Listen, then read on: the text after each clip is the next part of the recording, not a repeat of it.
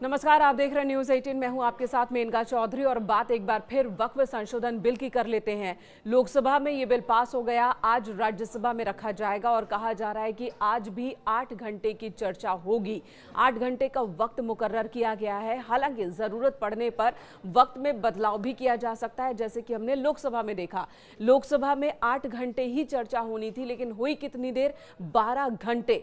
12 घंटे तक पक्ष और विपक्ष के बीच में तीखी बहस हुई वक्फ संशोधन बिल को लेकर और उसके बाद वोटिंग हुई। और जैसे उम्मीद थी कि लोकसभा में बिल पास हो जाएगा, क्योंकि नंबर गेम के मामले में इस बिल के समर्थन में संख्या बल ज्यादा है।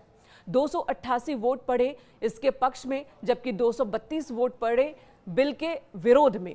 अब राज्यसभा में क्या होगा? राज्यसभा में कहा जा रहा है कि अगर हम बाहरी तौर पर देखें तो नंबर गेम में यहां पर भी बिल के समर्थन में सांसदों की संख्या ज्यादा है, लेकिन यह भी कहा जा रहा है कि हो सकता है कि राज्यसभा से पास कराना इतना आसान नहीं होगा।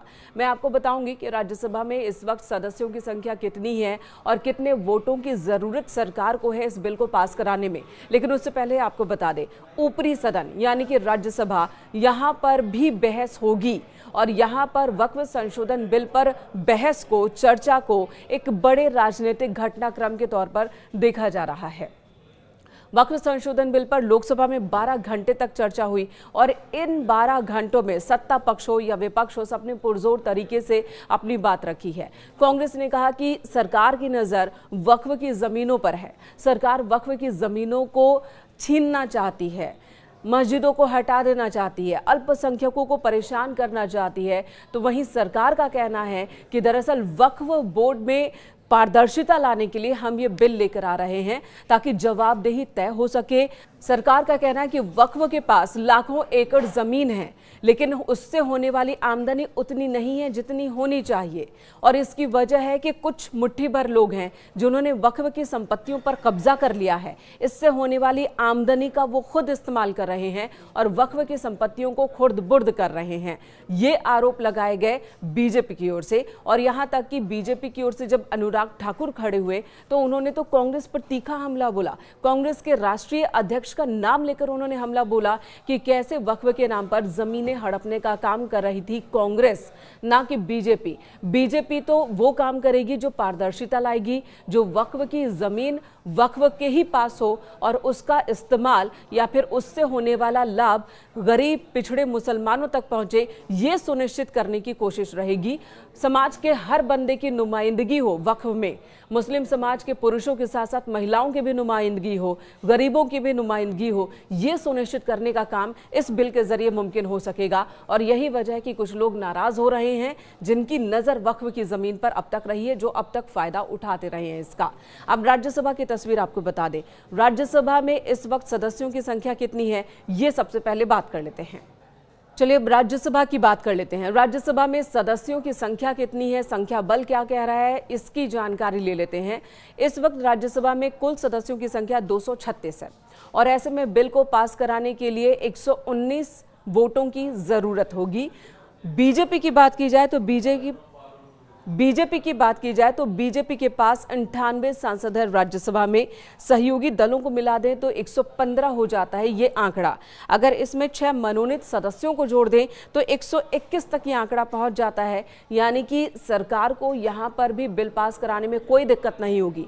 बहुमत का जो आंकड़ा है 119 का, उससे 2 सदस्य ज्यादा हैं, 2 वोट ज्यादा हैं इस बिल के फेवर में। अब बात कर लेते हैं इसके विरोध करने वाले सदस्यों की संख्या की। तो इस वक्त कांग्रेस के पास 27 सदस्य हैं राज्यसभा में, यानी कि कांग्रेस के सांसद 27 हैं। वहीं पर अगर गठबंधन की बात कर ले, INDIA ब्लॉक गठबंधन की बात करें तो कुल सदस्यों की संख्या 85 है। वहीं 7 बीजेडी के हैं, इनमें YSR कांग्रेस के 9 हैं, BJD के 7 हैं, AIDMK के 4 सदस्य हैं। राज्यसभा में 3 ऐसे सदस्य हैं जो ना ही इंडिया गठबंधन में है, ना ही इंडिया गठबंधन से बाहर हैं। तो इनके वोट को अगर इंडिया गठबंधन में जोड़ भी ले तब भी बीजेपी के पास, यानी कि NDA सरकार के पास बहुमत का आंकड़ा मौजूद है। राज्यसभा में भी यहाँ से भी तकनीकी तौर पर बिल पास कराने में बहुत ज़्यादा दिक्कत नहीं आएगी सरकार को। लेकिन कहा यह जा रहा है कि हो सकता है कि आखिरी मोमेंट में कुछ लोग अपना मन बदल ले। ये भी मुमकिन है। कुछ लोग ऐसा दावा कर रहे हैं, खासकर विपक्षी गठबंधन को उम्मीद है कि कुछ लोग जो हैं वो बिल के अगेंस्ट में शायद वोट कर दें। और राज्यसभा से भी बिल पास हो जाने के बाद राष्ट्रपति के पास भेजा जाएगा। राष्ट्रपति के हस्ताक्षर के साथ ही ये कानून में तब्दील हो जाएगा। हालांकि जो संगठन बिल के विरोध में है उनका कहना है कि हम आंदोलन करेंगे, सड़क पर आंदोलन करेंगे। वहीं कांग्रेस समेत तमाम विपक्षी दल भी कह रहे हैं कि उसी तरह से मुस्लिम संगठन आंदोलन करेंगे जैसा कि किसान बिल के बाद किया गया था। जब सरकार किसान बिल लेकर आई थी तब भी यही कहा था कि ये किसानों के हित में है, लेकिन किसानों ने जब धरना प्रदर्शन किया, अपनी हक की आवाज बुलंद की, तो सरकार को झुकना पड़ा, बिल वापस लेने पड़े, काले कानून को वापस लेना पड़ा। और यही कह रहे हैं कि विपक्षी दल कि इस बार भी माहौल ऐसा बनेगा और ऐसा हम बनाएंगे कि सरकार को ये बिल वापस लेना पड़ेगा। फिलहाल देखने वाली बात होगी कि ऐसा मुमकिन है, क्योंकि मुस्लिम समाज की भी बात की जाए तो यहाँ पर भी दो धड़ा नजर आता है। एक धड़ा ऐसा भी है जो एक्टिव है सड़कों पर, जो जश्न मना रहा है। उनका कहना है कि वक्फ कानून के आ जाने से, संशोधन हो जाने से उन्हें बहुत राहत मिलने वाली है। लेकिन इसके बाद की स्थिति असल में क्या होगी वो फिलहाल अभी इंतजार करना पड़ेगा।